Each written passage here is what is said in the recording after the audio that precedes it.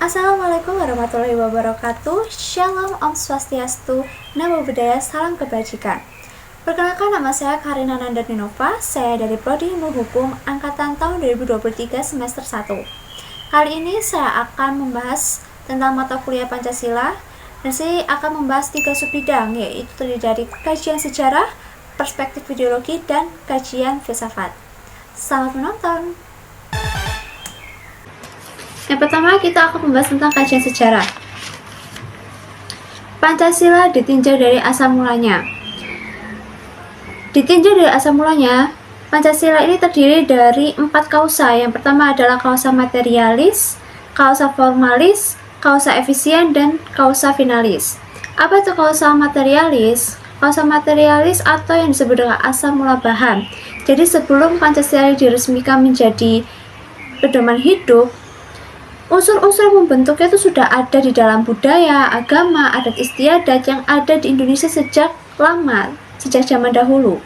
Yang kedua adalah kausa formalis atau asal mula bentuk.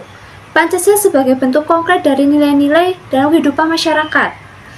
Dan ini dirumuskan oleh I.R. Soekarno, Dr. S. Muhammad Hatta, dan anggota BPUPKI pertama yang merumuskan dan membahas Pancasila, yang pada saat yang sama juga menjadi dasar tujuan kemerdekaan Indonesia. Yang ketiga adalah kausa efisien atau asal mula karya. Sejak mula dirumuskannya dibahas di dalam sidang BPUPKI pertama dan yang kedua, juga proses pengesahan Pancasila Dasar Filsafat Negara oleh PPKI tanggal 18 Agustus 1945 yang dipimpin oleh I.R. Soekarno dan Dr. S. Muhammad Hatta sebagai asal mula karya. Juga di dalam Panitia 9 pada tanggal 22 Juni 1945 yang merumuskan Piagam Jakarta yang memuat calon rumusan dasar Pancasila. Yang keempat, kausa finalis atau asal mula tujuan. Di sini BPUPKI menerima rancangan dengan segala perubahan-perubahannya. Hal ini dimaksudkan Pancasila dengan tujuan untuk dijadikan dasar filsafat negara Republik Indonesia. Lanjut ke bentuk, susunan, dan isi Pancasila. Pancasila sebagai perkataan adalah suatu sebutan kepada dasar filsafat negara kita yang menunjukkan bahwa filsafat negara kita ini tersusun atas 5 hal. 5 sila ini bentuknya adalah bulat dan utuh, karena tiap-tiap bagian sila tersebut adalah bagian yang mutlak, tidak bisa dihilangkan satu saja. Jika dihilangkan satu saja, maka kedudukan Pancasila ini juga akan hilang. Susunan kesatuan Pancasila yang bersifat kesatuan organis. Namanya juga kesatuan, pasti sudah jelas tidak boleh meniadakan, menghapuskan dalam sikap ataupun perbuatan. Dilihat dari dasarnya, sebenarnya pendukung dari isi sila-sila Pancasila itu adalah manusia Indonesia yang monopluralis, terdiri atas unsur-unsur yang merupakan kesatuan organis, terus seimbang, harmonis, dan juga dinamis. Dalam hal Pancasila merupakan kesatuan keseluruhan, kesatuannya adalah kesatuan yang bersifat organis. Tidak boleh satu sila pun yang ditiadakan, dihapus, ataupun dilupakan.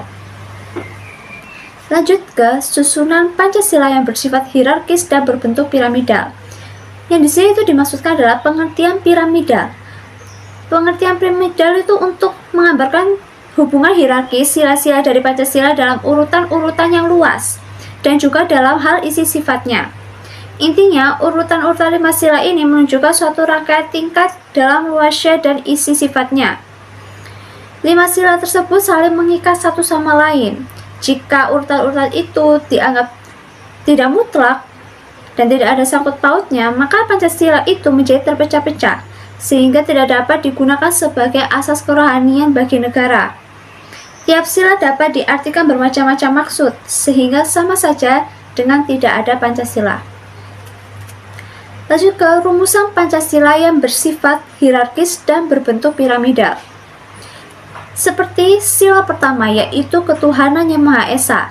Dia meliputi dan menjiwai sila kedua, ketiga, keempat, dan yang kelima. Sila kedua, yaitu kemanusiaan yang adil dan beradab. Dia diliputi dan dijiwai oleh sila pertama, meliputi dan menjiwai sila ketiga, keempat, dan yang kelima. Sila yang ketiga, Persatuan Indonesia. Dia diliputi dan dijiwai oleh sila satu dan yang kedua, meliputi dan menjiwai sila keempat dan kelima. Sila keempat, kerakyatan yang dipimpin oleh hikmah kebijaksanaan adalah pemusyawaratan atau perwakilan. Dia diliputi dan dijiwai oleh sila ke-1, kedua, ketiga, tapi dia juga meliputi dan menjiwai sila kelima. Sama seperti sila kelima, keadilan sosial bagi seluruh rakyat Indonesia. Dia diliputi dan dijiwai oleh sila ke-1, kedua, ketiga, dan keempat. Tapi dia juga meliputi dan menjiwai sila ke-1, kedua, ketiga, dan yang keempat. Sekarang kita masuk ke fungsi Pancasila. Pancasila sebagai pandangan hidup bangsa dan sebagai dasar negara. Di sini rakyat itu punya kesatuan tekad untuk masa depan dengan mendirikan sebuah negara. Tujuannya itu untuk terwujudnya aspirasi dan kepentingan bersama mereka secara adil dan merata. Pancasila dibahas, dirumuskan, dan disepakati oleh para pendiri negara. Dan ini tuh dirumuskan dan diputuskan oleh BPUPKI dan PPKI dari hasil sidang dan berdasarkan mufakat. Pancasila sebagai hasil perjanjian luhur seluruh bangsa. Yang di sini dimaksudkan adalah Pancasila ini dianggap memiliki nilai kebenaran, ketepatan, dan kemanfaatannya bagi bangsa. Jadi memunculkan tekad untuk diwujudkan dalam bentuk perilaku, sikap, dan juga perbuatan. Pancasila sebagai ideologi terbuka.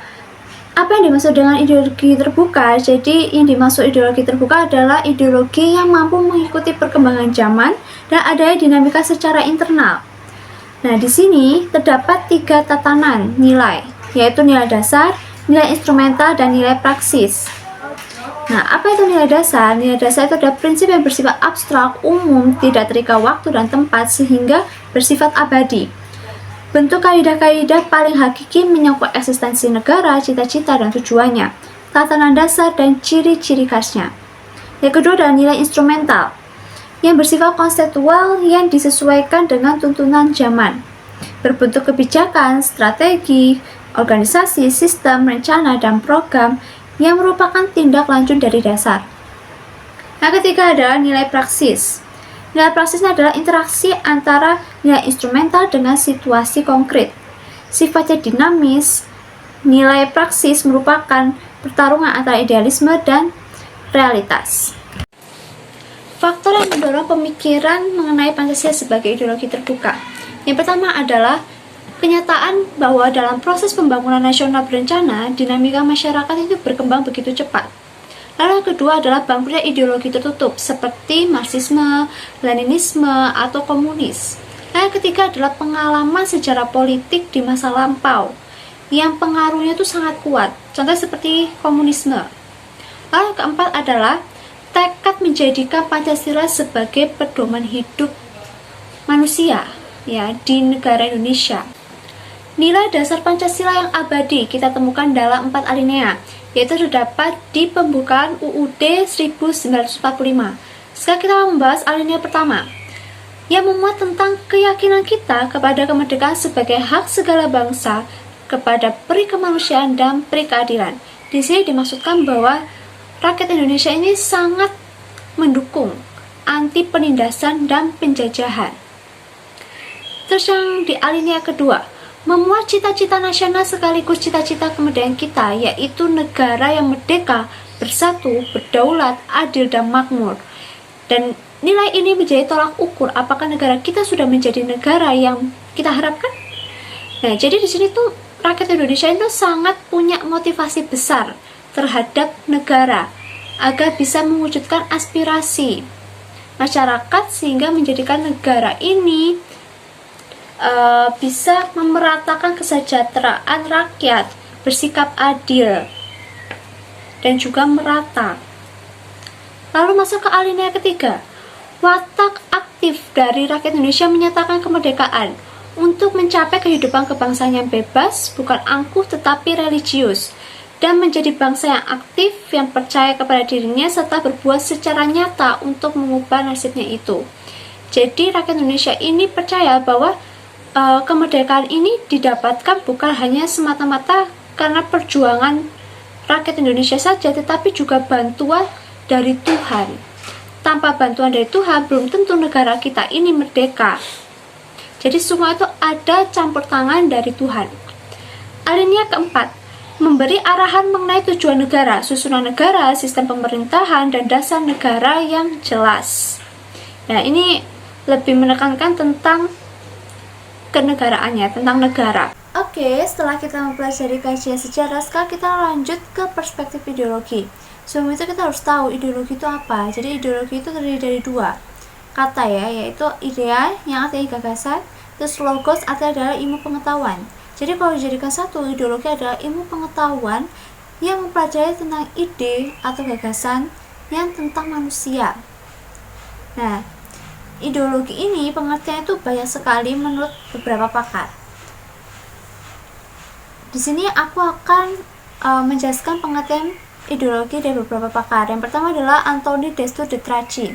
Menurut dia adalah ilmu tentang pikiran manusia yang mampu menunjukkan jalan yang benar menuju masa depan atau merupakan bagian dari filsafat yang mendasari ilmu pendidikan, etika, politik, dan lain-lain. Yang kedua adalah David E. Apter. Ideologi mencakup lebih dari sekedar doktrin. Kita tahu sendiri doktrin itu adalah pemahaman yang pengaruhnya sangat kuat. Yang ketiga adalah Surjanto Puspawardoyo.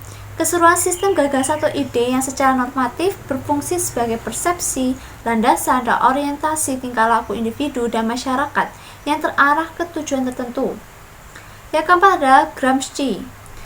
Ideologi sebagai lebih dari sekedar sistem ide. Ia lebih mengedepankan ideologi organik yang bersifat histori, atau misalnya dalam bahasa Inggris adalah historically organic ideologies, yaitu ideologi yang diperlukan dalam kondisi sosial tertentu. Kalau menurut Surjanto tadi terarah ke tujuan tertentu, kalau Gramsci ini kondisi sosial tertentu. Menurut Profesor Patmo Wahyono, SH, menurut dia pandangan hidup bangsa, falsafah hidup bangsa, yang berupa seperangkat tata nilai yang dicita-citakan dan akan direalisasikan dalam kehidupan berkelompok. Nah, kita akan masuk membahas tentang lahir dan tumbuh kembangnya suatu ideologi. Pastinya kita harus tahu ya, bagaimana ideologi itu bisa berkembang. Nah, itu seperti apa? Nah, di sini aku akan menunjukkan bagan. Ya, di sini bisa dilihat tentang ideologi negara. Dia panahnya ada yang pertama, ada yang kedua. Nah, yang pertama itu dia dimulai dari konsep-konsep abstrak atau yang disebut dengan inkremental. Terus habis itu tumbuh kembangnya di dalam masyarakat, habis itu diakui adanya dasar, terus habis itu baru diyakini kebenaran untuk hidup bersama. Kalau yang kedua, itu hasil oleh fikir para cendekiawan, terus baru dijabarkan dalam berbagai kehidupan, habis itu dirumuskan dalam deklarasi negara, baru dicantumkan dalam konstitusi negara. Nah, kalau menurut aku perbedaan yang pertama dan yang kedua, pertama itu kayak jalan-jalan aja gitu, kayak nggak resmi. Kalau yang menurut hasil cendekiawan, dia itu kayak sifatnya harus resmi, harus tercantum di negara. Kalau yang pertama itu ya berangsur-angsur dari satu orang ke orang yang lainnya. Sekarang kita lanjut membahas tentang hakikat ideologi. Jadi ideologi itu adalah bagian yang terpenting dan tidak bisa dipisahkan dari kehidupan masyarakat. Dan ideologi itu bukan sekedar pengetahuan teoritis belaka, tetapi juga merupakan sesuatu yang harus dihayati, menjadi suatu keyakinan. Ideologi satu pilihan yang jelas menuntut komitmen untuk mewujudkannya. Semakin mendalam kesadaran ideologi seseorang, berarti semakin tinggi pula komitmen untuk melaksanakannya. Fungsi ideologi. Jadi menurut Carl Klimrode, menurut dia fungsi ideologi ini ada 4. Yang pertama adalah mempersatukan rakyat atau suatu bangsa atau pengikut suatu gerakan yang berusaha mengubah dasar negara. Yang kedua, alat komunikasi simbolis antara pemimpin dan yang dipimpin. Yang ketiga, sebagai pedoman untuk mengambil kebijakan dan perilaku publik. Yang keempat, memberi arti akan keberadaan manusia serta menjadi arah dan tujuan bagi kemajuan masyarakat. Pancasila sebagai ideologi nasional. Para pendiri bangsa menginginkan Pancasila sebagai dasar negara yang sekaligus sebagai ideologi nasional. Yang kedua, nilai dan fungsi filsafat Pancasila telah ada jauh sebelum Indonesia merdeka. Yang ketiga, secara melembaga dan formal, kedudukan dan fungsi Pancasila ditingkatkan dari filsafat hidup menjadi filsafat negara. 3 alasan kenapa Pancasila masih dibutuhkan. Yang pertama, sebagai perekat bangsa dan mampu mengikat menjadi satu kesatuan yang utuh. Yang kedua, sebagai pedoman bagi rakyat Indonesia dalam menghadapi perkembangan masyarakat di era globalisasi. Yang ketiga, sebagai filter atas berbagai pengaruh negatif fenomena modernitas. Dimensi ideologi terbuka. Menurut Dr. Alfian, ada 3 dimensi. Yang pertama adalah dimensi realitas, yang kedua adalah dimensi ideologisme, dan yang ketiga adalah dimensi fleksibilitas. Apa itu dimensi realitas? Jadi dimensi realitas ini berasal dari nilai real yang ada di hidup masyarakat, yang secara nyata. Yang kedua adalah dimensi ideologisme. Dia itu mengandung idealisme, bukan angan-angan yang memberi harapan tentang masa depan yang lebih baik. Yang ketiga adalah dimensi fleksibilitas, yaitu memiliki keluasan untuk mengembangkan pikiran-pemikiran baru yang relevan tentang dirinya tanpa menghilangkan jati diri. Lanjut, kita membahas tentang macam-macam nilai. Ada 7 macam-macam nilai menurut Harold Laswell. Yang pertama adalah kekuasaan, yang kedua adalah pendidikan atau penerangan, yang ketiga adalah kekayaan, yang keempat adalah keterampilan, yang kelima adalah kasih sayang, yang keenam kejujuran, dan ketujuh adalah keadilan. Sekarang kita akan membahas tentang perbedaan nilai berdasarkan cirinya. Nah, ada 2, yaitu nilai yang mendarah daging. Apa itu nilai mendarah daging? Itu adalah nilai yang telah menjadi kepribadian. Bila dilanggar, maka akan timbul rasa malu dan rasa bersalah. Contoh adalah orang yang tak beragama, merasa bersalah jika merasa dia melanggar salah satu norma. Kalau nilai dominan, itu adalah nilai yang dianggap lebih penting daripada nilai lainnya. Namanya juga dominan. Menampilkan sikap positif terhadap Pancasila sebagai ideologi terbuka. Pancasila telah mengalami banyak tantangan seperti pemberontakan PKI Madiun dan G30 SPKI. Nah, kita harus memiliki sikap positif yang ditunjukkan oleh bangsa Indonesia, seperti sikap dan perilaku yang menjunjung nilai ketuhanan, yaitu nyenggol ke sila pertama. Nah, contohnya seperti melaksanakan kewajiban beragama sesuai agama masing-masing, terus kerjasama dan tolong-menolong antar agama, terus tidak mengganggu atau memaksakan kepercayaan kepada orang lain. Yang kedua adalah sikap dan perilaku yang menjunjung nilai kemanusiaan. Contohnya seperti memperlakukan orang lain sesuai harkat dan martabatnya, terus mengakui persamaan derajat. Terus ada sikap tenggang rasa, terus sikap suka tolong-menolong kepada sesama manusia. Nah, itu harus menimbulkan rasa-rasa kemanusiaan itu sebagai manusia. Ya, itu juga begitu dengan istilah yang ketiga, 4, dan kelima. Yang ketiga, kita harus bersatu. Tidak boleh membeda-bedakan dari ras, suku, budaya. Terus yang sila keempat, kita itu adalah negara demokrasi. Jadi kita harus saling bisa menerima pendapat orang lain gitu kan. Terus habis itu kalau sila kelima adalah keadilan sosial bagi seluruh rakyat Indonesia. Berarti kita harus bisa bersikap adil kepada sesama, tidak boleh dibeda-bedakan. Oke, setelah kita mempelajari tentang kajian sejarah dan perspektif ideologi, sekarang kita lanjut mempelajari kajian filsafat. Kita masuk ke pengertian filsafat dan filsafat Pancasila. Pengertian filsafat. Filsafat itu berasal dari bahasa Arab, yaitu falsafah, dan fisiologi dari bahasa Inggris, lalu psikologia dari bahasa Yunani. Apa sih itu psikologia? Psikologia itu adalah mencintai kebijaksanaan, mencintai hikmat, atau mencintai pengetahuan. Ada 3 pengertian filsafat. Yang pertama adalah filsafat dalam arti proses, dan filsafat dalam arti produk. Yang kedua adalah filsafat sebagai ilmu atau metode, dan filsafat sebagai pandangan hidup. Pancasila sebagai suatu sistem filsafat dibagi menjadi 2, yaitu deduktif dan induktif. Deduktif itu mencari, menganalisis, dan menyusun hakikat Pancasila secara sistematis menjadi keutuhan pandangan yang komprehensif. Kalau induktif itu mengamati gejala-gejala sosial, budaya, masyarakat, merefleksi dan menarik arti dan makna yang hakiki dari gejala-gejala tersebut. Inti sila-sila Pancasila meliputi Tuhan, yaitu sebagai kausa prima. Yang kedua adalah manusia, makhluk individu dan makhluk sosial. Terus satu, yaitu kesatuan memiliki kepribadian sendiri. Terus adalah rakyat, unsur mutlak negara, harus kerjasama dan bergotong royong. Terus habis itu adil, memberikan keadilan kepada diri sendiri dan orang lain yang menjadi haknya. Wawasan filsafat meliputi bidang ontologi, epistemologi, dan aksiologi. Apa itu? Nah, mari kita bahas. Sekarang kita akan membahas landasan ontologis Pancasila. Landasan ontologis Pancasila itu adalah pemikiran filosofis tentang hakikat dan dasar ontologis Pancasila sebagai dasar filosofi negara Indonesia.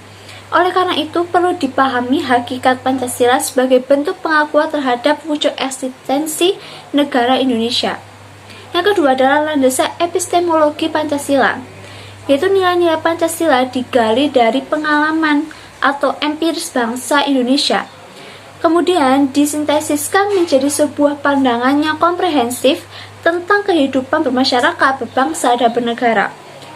Yang terakhir adalah landasan aksiologis Pancasila, mengandung arti bahwa kita membahas tentang filsafat nilai Pancasila.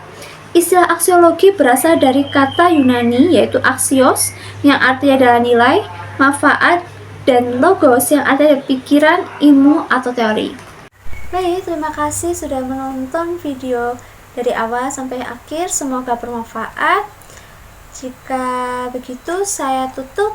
Sekian dan terima kasih.